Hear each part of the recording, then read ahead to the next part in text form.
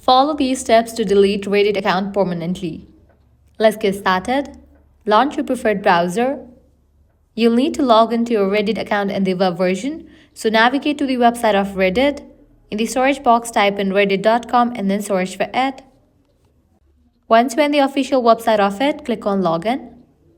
Provide your credentials and log into your account. Once logged in, you'll be directed to this page. Now click on the profile icon given at the top right corner. Different options will appear. Head over to the option settings. Once you're in this page, scroll down. You're gonna find the option of Advanced. Under that, you'll find the option Delete Account. Click on that. Now here you have to provide the reason why do you want to delete your Reddit account. Provide a valid reason.